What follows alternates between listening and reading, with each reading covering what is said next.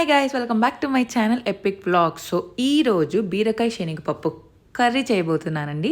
So దానికోసం బీరకాయ, tomato, onion అంతే, పచ్చిమిర్చి. సో నెక్స్ట్ అయితే ఒక కుక్కర్ పెట్టేసుకొని ఆయిల్ వేసి పోపు అన్నీ వేసేసి కరివేపాకు వేసేసుకోండి. నెక్స్ట్ పచ్చిమిర్చి. స్పైస్ వద్దనుకునే వాళ్ళంటే పిల్లలు ఉంటే మాత్రం ఈ పచ్చిమిర్చిని స్కిప్ చేసేసుకోవచ్చు. నెక్స్ట్ ఆనియన్స్ వేసి కొంచెం సాల్ట్ వేసి ఆనియన్స్ని మంచిగా మగ్గిచ్చేసుకొని అల్లం వెల్లుల్లి పేస్ట్ వేసుకోండి. ఫ్రెష్గా దంచుకొని వేసుకున్నా కూడా చాలా బాగుంటుందండి.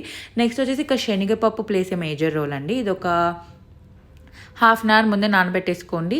సో దీని తర్వాత ఇందులో సన్నగా కట్ చేసుకున్న బీరకాయ వేసి మంచిగా మగ్గనివ్వండి ఒక 2-3 మినిట్స్. నెక్స్ట్ వచ్చేసి నానబెట్టుకున్న శనగపప్పు వేసి మళ్ళీ మిక్స్ చేసేసేయండి. నెక్స్ట్ ఇందులో మనము పసుపు, కారం, ఉప్పు, గరం మసాలా, ధనియాల పొడి.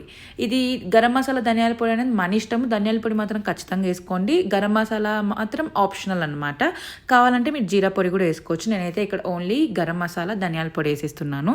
దాని తర్వాత మంచి మిక్స్ ఇచ్చేసి సన్నగా కట్ చేసుకున్న టొమాటో వేసి మంచిగా మళ్ళీ మిక్స్ ఇచ్చేసి కొన్ని వాటర్ వేసి ఒక 2 విజిల్స్ రానిస్తే కర్రీ రెడీ అయిపోతుందండి. సూపర్ టేస్టీగా ఉంటుంది.